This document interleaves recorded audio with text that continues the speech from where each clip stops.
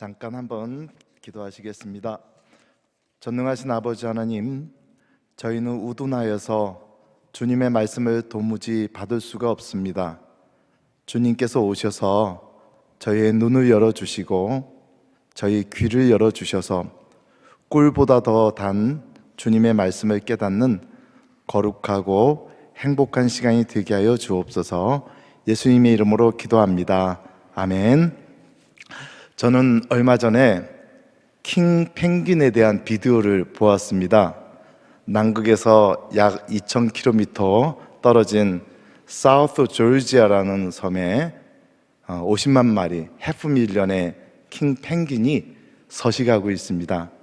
그들은 알을 낳으면 부부가 번갈아가 하면서 그 알을 50일간 따뜻하게 품고 있다가 드디어 새끼가 부화해서 나오게 됩니다.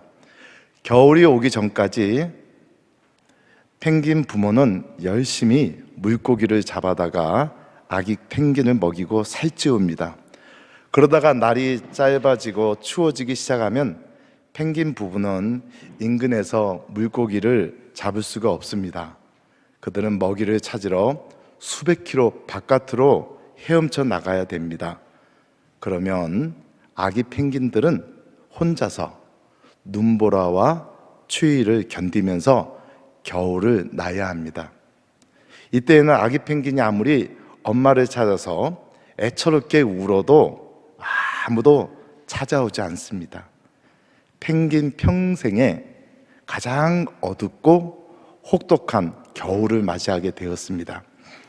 할 수 없이 그들은 복실복실한 아기 털들을 아래로 내리고 서로에게 붙어서 추위를 견뎌 나갑니다. 그리고 몇 달이 지나서 섬에 따뜻한 햇빛이 비치기 시작할 때 부모 펭귄은 뱃속에 물고기들을 잔뜩 채워가지고 새끼들에게 돌아옵니다. 그러면 수십만 마리의 아기 펭귄들이 자기 울음소리를 막 냅니다. 그러면 부모 펭귄은 자기 새끼의 울음소리를 수십만 마리의 그 새끼들 우는 소리에서 어떻게 알아들었는지 자기 새끼들을 찾아서 먹이를 줍니다. 아기 펭귄은 다시 주는 먹이를 먹으면서 몸이 2배로 자라게 되고 마침내 겨울을 지냈던 아기의 복실복실한 털들은 다 벗어버리고 방수 가죽을 입은 펭귄이 되어서 스스로 먹이를 찾으러 바다로 뛰어들어가는 장면으로 이 킹 펭귄의 이야기는 끝이 납니다. 시편 104편은 이렇게 노래합니다. 여호와여, 주께서 하신 일이 어찌 그리 많으신지요. 주께서 지혜로 그들을 다 지으셨으니 주께서 지으신 것들이 땅에 가득하니이다 라고 하면서 젊은 사자가 먹이를 구하여 쫓아다니며 부르짖는 것은 그들이 하나님께 먹이를 구하는 것이라고 합니다. 24절. 크고 넓은 바다 속에 크고 작은 동물들이 많이 있지만 이것들은 다 주께서 때를 따라 먹을 것을 주시기를 바란다고 합니다. 주께서 주시면 그들이 받고 주께서 손을 펴시면 좋은 것으로 만족하다가 주께서 얼굴을 숨기시면 그들은 떨고 주께서 그들의 호흡을 거두시면 그들은 죽어서 먼지로 돌아간다고 말씀하고 있습니다. 하나님이 미물의 울부짖음도 들으신다는 것을 말씀해 주고 있습니다. 또 예수님의 말씀에 보니까 참새가 한 아사리온에 2마리 그리고 2 아사리온에 5마리를 5마리가 팔린다고 하니까 다른 말로 하면 2 아사리온어치를 사면 1마리는 덤으로 준다는 말씀입니다. 그러나 하나님은 그 하나도 잊어버리지 않고 덤으로 팔리는 그 참새도 하나님이 허락하지 않으면 땅에 떨어지지 않게 하신다고 가르쳐 주시면서 너희는 많은 참새보다 귀하다라고 말씀하십니다. 또 기도를 통해서 우리의 필요를 구할 것도 예수님은 가르쳐 주셨습니다. 그래서 하나님을 하늘에 계신 우리 아버지라고 부르고 하늘에 계신 아버지에게 우리의 기도를 드리라고 가르쳐 주셨습니다. 왜냐하면 하늘에 계신 우리 아버지는 우리가 언제 어디에서 어떤 어려움을 겪는지 또 우리가 무엇이 필요한지를 너무도 잘 알고 계시기 때문입니다. 하나님은 먼지로 돌아갈 짐승도 돌아보십니다. 곧 시들어 버릴 풀과 꽃도 예쁘게 입혀주십니다. 하물며 하나님의 형상대로 지음받은 사람을 돌아보지 않겠습니까? 하나님의 미리 선택하시고 자기 피로 값을 주고 구원하여 주신 자기 백성과 자기의 자녀들을 어찌 돌아보지 아니하겠습니까? 구약 성경에 출애굽기라는 책이 있는데 하나님이 애굽에서 고생하고 있는 자기 백성을 돌아보셨다는 말을 다른 말로 표현해 보자면 하나님이 자기 백성을 파카드, 신방하셨다고 말할 수가 있습니다. 우리는 하나님을 향하여 간절한 기도와 소원을 가지고 개인적으로 혹은 가정적으로 혹은 교회적으로 심지어 국가적으로 하나님이 돌아보는 때, 하나님이 방문해 주시는 때를 기다립니다.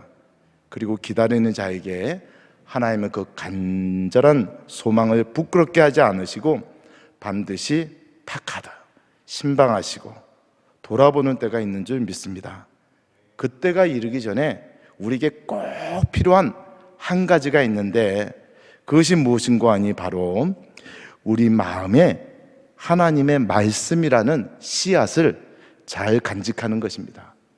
하나님의 말씀은 하나님의 말씀을 온 마음으로 사랑하고 즐거워하고 의지하고 지켜야 합니다.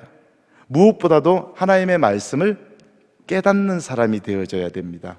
즉 말씀이 이해되어져야 합니다. 시편 119편을 보니까 이런 말씀이 있습니다. 주의 법이 나의 즐거움이 되지 아니하였다면 내가 내 고난 중에 멸망하였으리이다. 내가 주의 법도들을 영원히 잊지 아니하오니 주께서 이것들 때문에 나를 살게 하심이니이다. 그 119편 맨 끝절은 이른 양같이 내가 방황하오니 주의 종을 찾으소서 내가 주의 계명들을 잊지 아니함이니이다 라고 말씀하고 있습니다. 즉 내가 사는 것은 내 속에 호흡이 있는 것 때문이 아니라 주의 말씀이 있기 때문이라는 것입니다.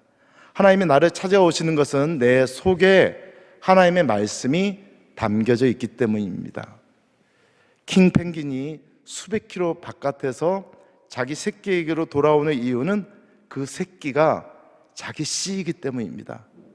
내 속에 있는 하나님의 말씀은 하나님이 나를 찾아오시는 씨앗입니다. 하나님이 반드시 당신의 씨앗을 찾아낼 것입니다. 오늘 우리가 읽은 말씀은 씨 뿌리는 비유입니다. 이 비유는 마태복음 13장, 마가복음 4장 그리고 누가복음 8장에서 모두 예수님이 친히 해석해주고 설명해 주시는 말씀과 함께 등장하는 비유입니다. 마태복음에서는 예수님은 이 비유를 아예 이름을 지어주셨는데 우리말 성경은 그것을 씨 뿌리는 비유라고 번역을 했고 영어 성경들은 씨 뿌리는 사람의 비유로 번역을 했습니다. 모든 복음서는 씨 뿌리는 사람이 씨를 뿌리러 나간다고 말씀하면서 시작하니까 씨 뿌리는 비유보다는 씨 뿌리는 사람의 비유가 더 맞을 것 같습니다. 말씀을 준비하면서 저는 예수님이 무리와 제자들 앞에서 이 비유를 말씀하실 때 자신을 그 씨 뿌리는 사람으로 의식하셨고 또 제자들에게도 장차 예수님처럼 씨 뿌리는 사람이 될 것까지 명령하고 있다는 것을 깨닫게 되어졌습니다. 이 비유에서 일관되게 나오는 것이 한 가지, 일관된 것이 한 가지가 있는데 그것이 바로 씨앗입니다. 누가복음 8장 5절은 이렇게 시작합니다. 씨를 뿌리는 자가 그의 씨를 씨 뿌리기 위하여 밖으로 나갔다. 그러니까 이 씨라는 말이 이 한 구절에 3번이나 등장합니다. 이것은 반복을 통해서 씨앗을 강조하는 표현입니다. 예수님이 갈릴리 바다에서 고기 잡던 어부들을 제자들로 부르시고 가버나움에서부터 병을 고치고 귀신을 쫓아내며 말씀을 가르치기 시작하셨는데 얼마 지나지 않아서 수많은 사람들이 예수님 주변으로 모여들었습니다. 특별히 병으로 고생하는 사람들이 예수님 한번 만지려고 막 가까이 하고 그것을 우리말 편에 보니까 픽 화끈하였다고 합니다. 오늘 본문에도 보니까 큰 무리가 모였는데 예수님은 배에 오르고 배를 물가에서 조금 뛰게 하시고 무리들은 해변가에 전부 다 서 있고 예수님은 그 배에 앉아서 가르치기 시작하셨습니다. 그리고 많은 비유를 그 배에서 가르치셨겠지만 제일 먼저 씨 뿌리는 사람의 비유를 말씀해 주셨습니다. 너희가 다 이것을 좀 들어보라. 씨를 뿌리는 사람이 씨 뿌리러 나갔다. 그가 씨를 뿌릴 때에 어떤 씨는 길가에 떨어졌는데 새들이 와서 그 씨를 삼켜버렸다. 또 다른 씨는 흙이 별로 많지 않은 돌밭에 떨어졌다. 흙이 깊지 않으니까 즉시 싹은 났지만 해가 떠오르자 그것들은 타들어가기 시작했고 뿌리가 없기 때문에 말라버리고 말았다. 또 다른 씨는 가시떨기 속에 떨어졌어. 가시가 자라나서 그 씨앗의 숨기운을 막아버려서 그가 열매를 맺지 못하였다. 그리고 다른 씨들은 좋은 땅에 떨어졌는데 그들은 싹을 내고 자라나서 열매를 맺었어. 하나는 30배로, 또 다른 하나는 60배로, 그리고 하나는 100배로 내어놓았다. 들을 귀 있는 자는 들으라고 말씀하시면서 씨 뿌리는 사람의 비유를 마치셨습니다. 이 비유를 마친 후에 예수님은 계속해서 그 배에서 다른 비유도 말씀하셨겠지만 잠깐 다른 배경이 삽입됩니다. 그 배경에서는 예수님이 집에 혼자 계셨다고 합니다. 그때 함께하던 사람들이 12제자들을 같이 대동해 갖고 예수님에게 들어와서 씨 뿌리는 사람의 비유를 설명해 달라고 하는데 아마도 그 함께한 사람들이란 누가복음 8장에 씨 뿌리는 사람의 비유가 나오기 전에 등장하는 사람들, 즉 악귀를 쫓아내심과 병고침을 받은 어떤 여자들, 곧 7 귀신이 나간 자인 막달라 마리아, 헤롯의 청지기 구사의 아내인 요한나와 또 수산나와 다른 여러 여자들이 예수님과 함께하여 자기들의 소유들로 저희들을 섬겼다고 하는데 아마도 그 여인들이 주동이 되어져서 12제자들을 대동하고 예수님에게 찾아들어서 예수님 그 비유 좀 저희에게 설명해 주세요 요청하지 않았는가 짐작해 봅니다.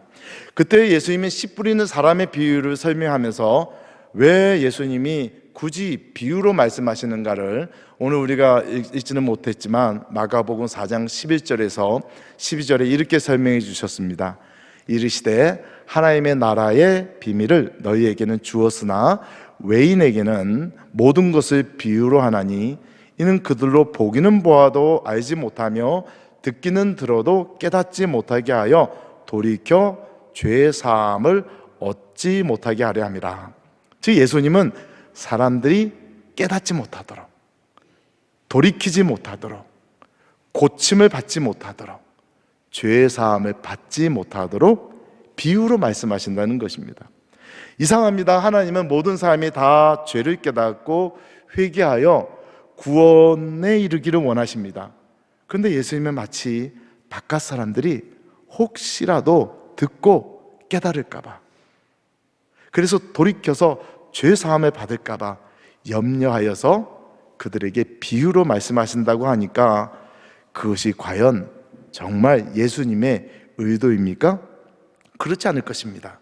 예수님의 의도는 분명히 그들도 듣고 보고 깨닫고 돌이켜서 고침, 즉 죄 사함을 받는 것입니다.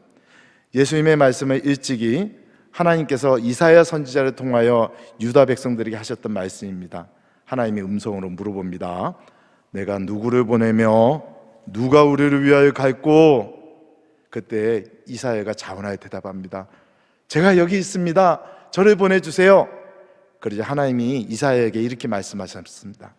여호와께서 이르시되 가서 이 백성에게 이르기를 너희가 듣기는 들어도 깨닫지 못할 것이요 보기는 보아도 알지 못하리라 하여 이 백성의 마음을 둔하게 하며 그들의 귀가 막히고 그들의 눈이 감기게 하라. 염려하건대 그들이 눈으로 보고 귀로 듣고 마음으로 깨닫고 다시 돌아와 고침을 받을까 하노라 하시기로. 즉 이사야가 이제 가서 이스라엘 백성들에게 하나님의 말씀을 전해야 하는데 하나님은 이사야에게 그들이 선지자의 말을 듣지 않을 것을 미리 말씀해 주십니다. 자식이 부모의 말을 듣지 않는다면 이처럼 슬픈 일이 어디 있겠습니까? 하나님의 백성이 하나님의 말을 듣지 않는다면 그보다 더 슬픈 일이 있을까? 하나님이 이사야에게 소는 그림자를 알고 나귀는 그 주인의 구유를 알건만은 이스라엘은 알지 못하고 나의 백성은 깨닫지 못한도다 탄식하면서 자기 백성에게 버림받은 하나님의 아픔을 하소연하고 있습니다. 왜냐하면 하나님의 백성 유다와 예루살렘 백성들이 아무리 말을 해도 듣지 않기 때문에 하나님이 이제 이사야에게 이렇게 말씀하는 겁니다. 너희 분명히 들었다, 그런데 깨닫지 못한다. 너희 분명히 보았어, 그런데 알지 못한다. 왜 그런지 알아? 내가 너희 마음에, 너희의 심장을 기름덩어리처럼 딱딱하게 만들었기 때문이야. 내가 왜 그렇게 하는지 알아? 너희가 혹시라도 깨닫고 돌이켜서 내게 고침받을 것을 내가 염려하기 때문이야. 우리는 성경과 역사를 통해서 이사야의 청중들이 어떤 결말을 맞아야 했는지 잘 알고 있습니다. 그런데 더욱 안타까운 것은 이사야에게 주셨던 이 말씀이 하나님의 아들이 자신을 비워서 자기 백성 가운데로 오셨을 때 더 심하게 성취되었던 것입니다. 누가 하나님의 말씀을 더 불순종합니까?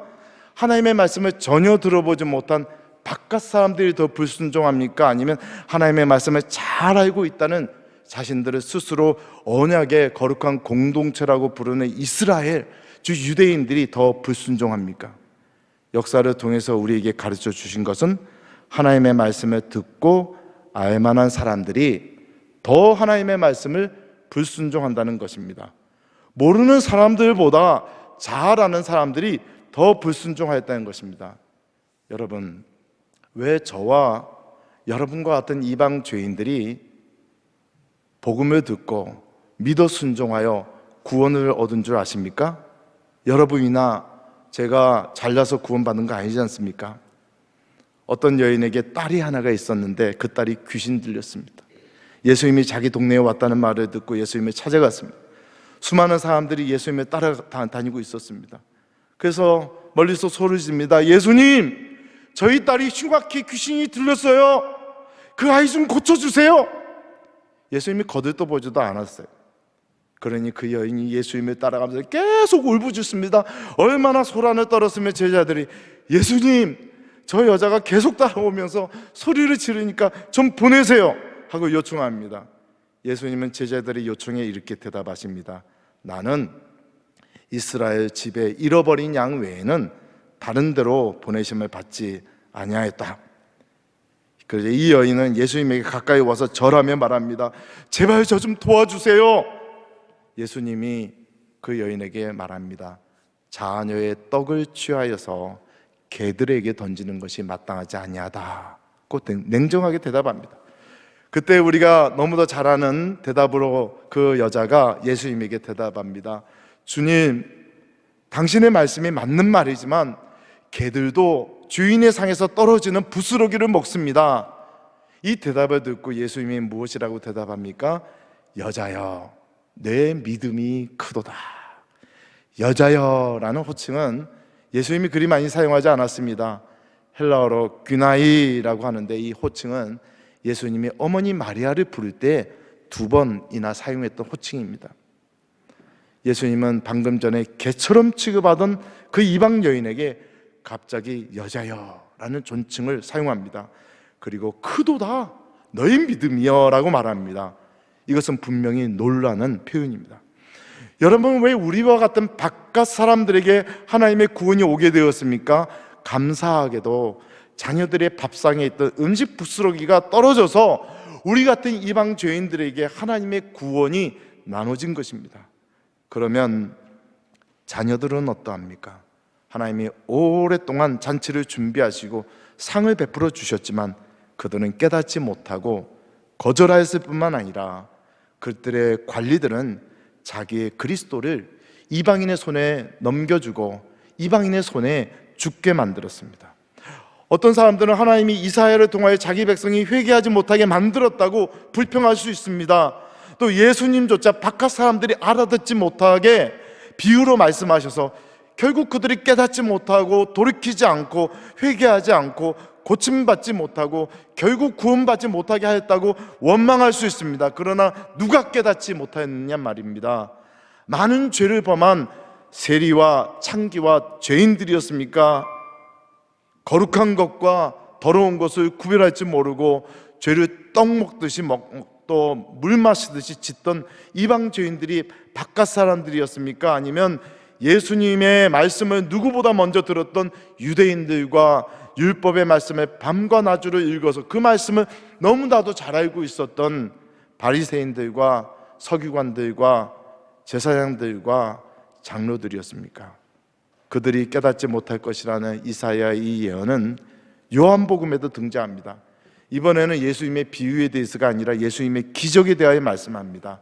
요한복음 12장에 보니까 예수님의 많은 표적을 저희 앞에 행하셨으나 그들은 믿지 아니했다고 하면서 그들이 능히 믿지 못한 것은 이 때문이니 곧 이사야가 다시 일렀으되 그들의 눈을 멀게 하시고 그들의 마음을 완고하게 하셨으니 이는 그들로 하여금 눈으로 보고 마음으로 깨닫고 돌이켜 내게 고침을 받지 못하게 하려 함이라고 하면서 요한은 설명하기를 이사야가 이렇게 말한 것은 주의 영광을 보고 주를 가리켜 말한 것이라고 합니다.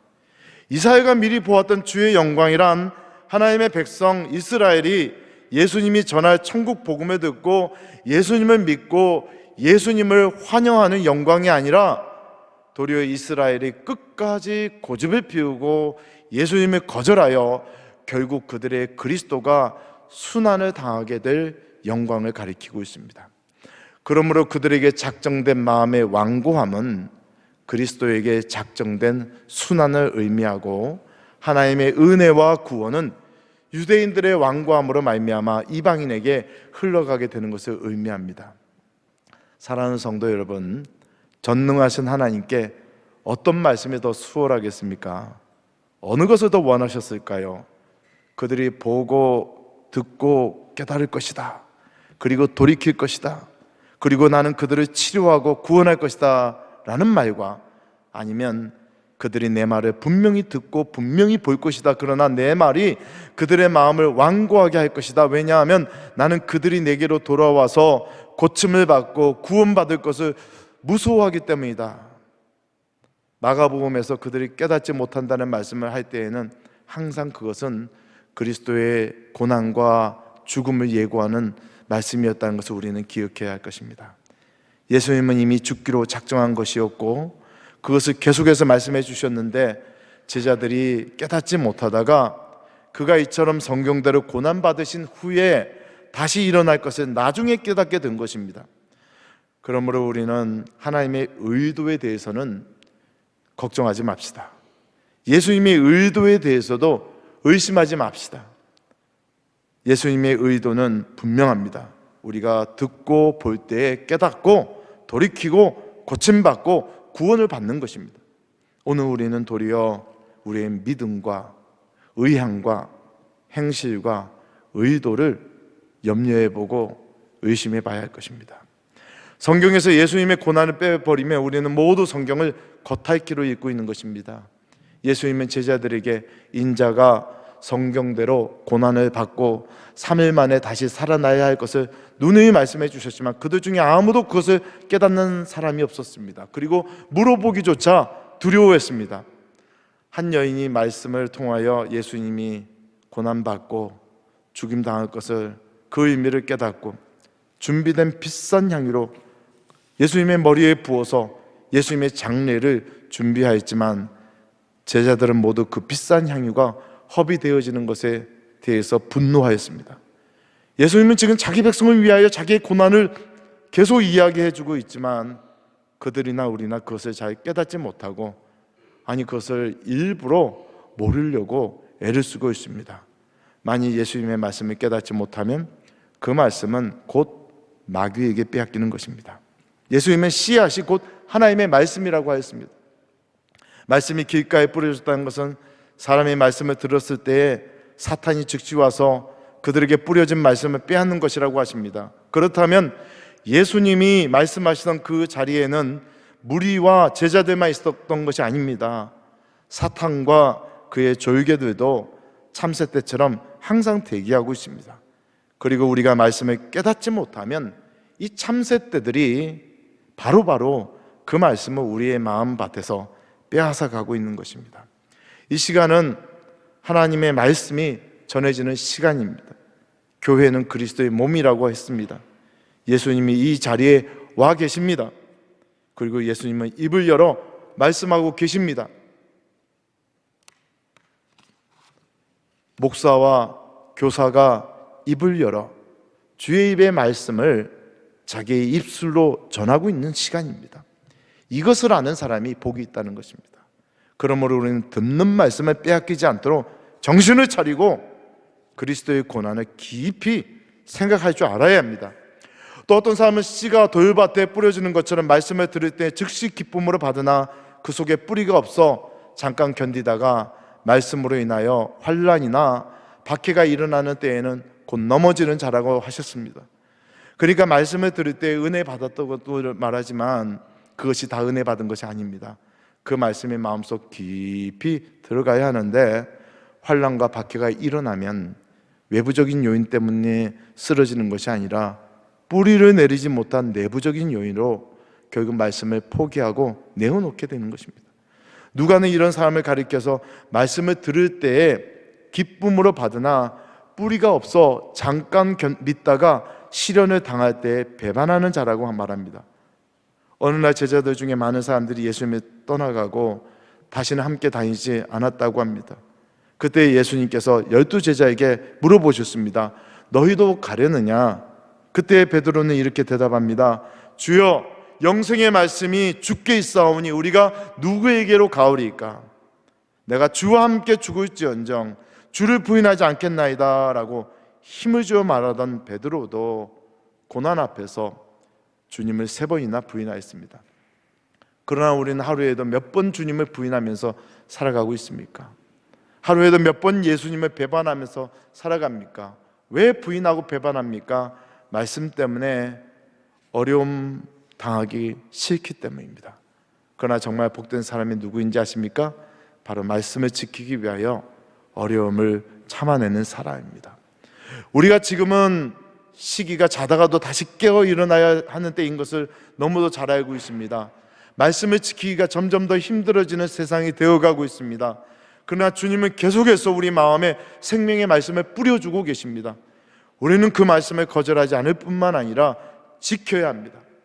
또 씨가 가시떨기에 떨어졌다는 것은 사람이 말씀을 듣기는 하되 세상의 염려와 재물의 유혹과 기타 욕심이 들어와 말씀을 막아 결실하지 못하게 되었다는 것을 말합니다.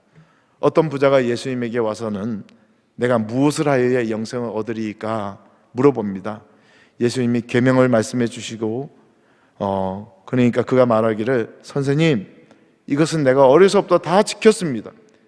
예수님이 그를 쳐다보시고 그를 사랑하셨습니다. 딱 한 가지 부족한 것이 있는데 가서 내게 있는 모든 것을 다 팔아서 가난한 사람들에게 주라. 그 사람이 재물이 많아서 이 말씀을 듣고 슬픈 기색을 띠고 근심하며 갔다고 합니다. 예수님이 제자들을 돌아보면서 재물이 있는 사람이 하나님의 나라에 들어가는 것이 매우 어렵다고 말씀하셨습니다. 예, 제자들이 모두 다 놀랐습니다. 하지만 예수님은 더 심하게 말씀합니다. 얘들아, 그것이 얼마나 힘든 줄 아니? 낙타가 바늘길을 통하여 들어가는 것보다 더 어렵다. 그 말씀에 제자들은 그러면 누가 구원을 얻을 수 있겠는가 하고 물어봅니다. 예수님 대답하시기를 사람으로서는 할 수 없지만 하나님으로서는 다 할 수 있다. 그 예수님이 대답하자 그때 베드로가 앞으로 나서서 예수님에게 말합니다. 보소서, 우리가 모든 것을 버리고 주를 따랐나이다. 그렇다면 이제 제자들은 세상의 염려와 재물의 유혹과 기타 욕심에서 자유합니까? 그렇지가 않았습니다. 예수님이 떡 5개와 물고기 2마리로 5,000명을 먹이고 또 떡 7개와 물고기 몇 마리로 4,000명을 배불리 먹였는데 그 중에서 남은 것이 많아 각각 12바구니 7바구니의 음식을 남은 것을 거두었는데 어느 날 배를 타고 가다가 예수님이 제자들에게 얘들아, 바리새인의 누룩과 헤롯의 누룩을 주의하라고 말씀하시니까 그때 제자들은 배 안에 떡이 없다고 그것을 걱정하고 있었습니다. 예수님이 그때 그들에게 이렇게 말씀하셨습니다. 너희가 어찌 떡이 없다고 수군거리느냐? 아직도 알지 못하며 깨닫지 못하느냐? 너희 마음이 둔하냐? 너희가 눈이 있어도 보지 못하며 귀가 있어도 듣지 못하느냐? 또 기억하지 못하느냐? 아직도 깨닫지 못하느냐? 세상 염려들이 많아지면 하나님의 말씀은 우스갯소리처럼 들려지게 될 것입니다. 왜냐하면 말씀의 기운이 막혀가기 때문입니다. 염려하지 말라고 하면 웃기는 소리라고 합니다. 두려워하지 말라고 하면 뭘 모른다고 합니다. 당신이 내 걱정, 내 염려, 내 두려움, 내 어려움, 내 슬픔, 내 고통을 아냐고 물어봅니다. 하나님의 말씀이 나의 마음에 말하는 것을 거절합니다. 왜냐하면 그것은 항상 나의 마음이 가르는 방향과 반대되게 말씀하고 있기 때문입니다. 염려하지 마라. 두려워하지 마라. 내가 너와 함께 하겠다. 너는 먼저 그의 나라와 그의 의를 구하라. 내일 일을 위하여 염려하지 말라. 내일 일은 내일이 염려할 것이요 한날 괴로움은 그날이 충분하니라. 여러분의 마음에서 염려의 가시가 자라나서 말씀에 맞기 시작하면 어떻게 하시는입니까? 그 염려의 가시에 물을 주고 비료를 주고 가시가 잘 자라도록, 그래서 가시가 마음밭 온 사방을 뒤덮도록 그렇게 내어버려 두시렵니까? 아니면 그 가시를 뿌리 뽑지는 못하였더라도 말씀이라는 씨가 적어도 숨은 쉬도록 빛은 보도록 그 높은 가지들이라도 제거해야 하지 않겠습니까? 마지막 말씀의 정황은 좋은 밭입니다. 좋은 땅에 뿌려졌다는 것은 곧 말씀을 듣고 받아 30배나 60배나 100배의 결실을 하는 자니라고 하십니다. 이미 2달이 지났지만 이제 2025년에 말씀을 듣고 받고 결실하는 성도가 되기를 결단하시기 바랍니다. 사랑하는 성도 여러분, 예수님의 비유를 알아들었다면 우리가 할 수 있는 일이 무엇일까요? 물론 말씀을 듣고 깨달아야겠죠.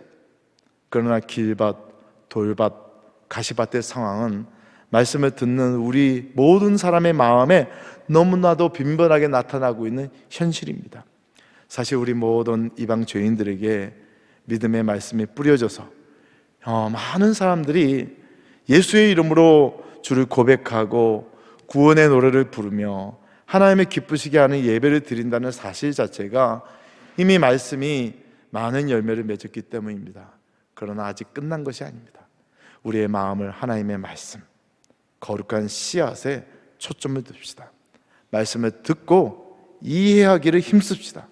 말씀을 사랑하고 붙들고 기억하고 놓치지 맙시다. 그리고 말씀을 사랑하는 사람들이 무엇을 하는지 아십니까? 그들은 온 마음으로 부르짖었습니다. 힘으로도 안 되고 능으로도 안 되고 어떻게 합니까? 하나님을 향하여 부르짖어야죠. 우리의 소리가 주님 앞에 들려지게 해야지요. 우리의 사정을 말로 다 표현 못하지만 하나님은 우리의 음성 속에 있는 모든 괴로움을 다 읽어주시고 우리의 마음에 씨가 들어가지 못하게 하는 딱딱한 마음을 부수어주시고 뿌리 내리지 못하게 하는 돌멩이들은 뽑아주시고 말씀의 기운을 질식시키고 있는 가시들은 잘라주시고 우리의 마음에 심긴 말씀이 열매 맺도록 지금도 쉼 없이 일하고 계십니다. 그래서 우리는 부르짖는 것입니다. 울어도 못하네, 눈물 많이 흘려도 겁을 얻게 못하시고 죄를 씻지 못하니 울어도 못하네, 십자가에 달려서 예수 고난 보셨네, 나를 구원하실 예수밖에 없네, 십자가에 달려서 예수 고난 보셨네, 나를 구원하실 예수밖에 없네. 이 시간에 한번 우리 각자 있는 처소에서 또 이 자리에서 우리의 마음을 다해서 한번 주님의 이름을 부르고 또 주께 한번 기도하시는 시간을 갖도록 하겠습니다. 하나님의 말씀을 사모하는 사람은 마음을 다하여 주님께 부르짖는 사람입니다. 내가 전심으로 주를 찾았사오니 또 내가 새벽녘에 눈을 뜨고 주의 말씀을 바라며 또 부르짖었나이다 고백하듯이 오늘 주님의 음성이 들려지고 주님의 말씀이 깨달아지고 나의 현실과 나의 상황은 바뀌어지지 아니하고 순간순간마다 어려움과 고통 앞에서 무릎을 꿇고 하나님이 계신가? 하나님이 나를 도와주시는가? 하나님이 나와 함께 하시는가를 의심할 수밖에 없는 연약한 인간이 할 수 있는 것이 무엇입니까? 많은 생각도 해결이 되어지지 않습니다. 우리는 주님께 그저 모든 것 내던져 놓고 주의 이름을 부르며 주님 도와주세요, 주님 살려주세요, 주님 기적을 주세요, 주님 해결하여 주세요. 주님이 하실 수 있습니다. 나는 믿음도 없습니다. 나는 용기도 없습니다. 나는 정말 무식합니다. 제대로 보지도 못합니다. 제대로 듣지도 못합니다. 그러나 내가 주의 이름을 부르니 주여 나를 살려주시옵소서, 주여 나를 도와주시옵소서, 주여 응답하여 주시옵소서, 주여 은혜를 베풀어 주시옵소서, 깨닫게 하여 주시옵소서, 도와주시옵소서, 함께 하여 주시옵소서. 이 시간 우리 주님 앞에 주님의 이름을 세 번 부르고 같이 주님 앞에 기도하시겠습니다. 주여 주여 주여. 자비하신 아버지 하나님, 주님을 찾고 주님을 부르는 사람을 주님이 도와주시고 버리지 아니하신다고 말씀해 주셨습니다. 젊은 사자도 자기의 먹이를 자기의 힘으로 잡아서 그것을 찢고 그것을 먹고 그것으로 행복해하는 것 같아 보이지만 그 참으로 미물도 먹을 것이 없어서 고통당할 때 울부짖으며 하나님께 먹을 것 달라고 기도한다고 하는데, 오늘 아버지 하나님, 우리의 상황이 찢겨지고 어려움을 당하고 고통하고 낭망하고 병들고 상하고 머리끝부터 발끝까지 성한 것이 하나도 없사오나 어찌하여 주님 앞에 부르짖지 않겠습니까? 주여 저희를 도와주시고 주여 저희에게 은혜를 베풀어 주셔서 우리의 문제 핵심을 주님이 깨뜨려 주시고 주님의 말씀의 씨앗을 우리의 심령 속에 심어주심으로 말미암아 하나님의 말씀으로 말미암아 내가 살아 일어나는 기적을 나의 삶의 현장에서 허락하여 주시옵소서. 예수님의 이름으로 기도드립니다. 기도하시겠습니다. 믿으면 된다고 말씀하신 주님, 주 예수만 믿어서 그 은혜를 힘입고 오직 주께 나가면 영원 삶을 얻는다고 말씀하신 주님, 저희가 말씀의 씨를 마음의 밭에 받아서 이리 해도 안 되고 저리 해도 안 돼요.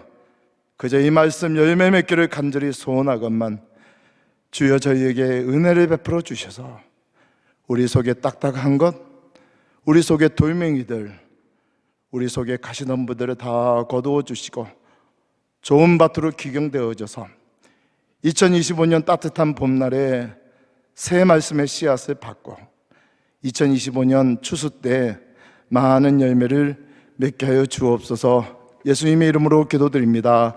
아멘.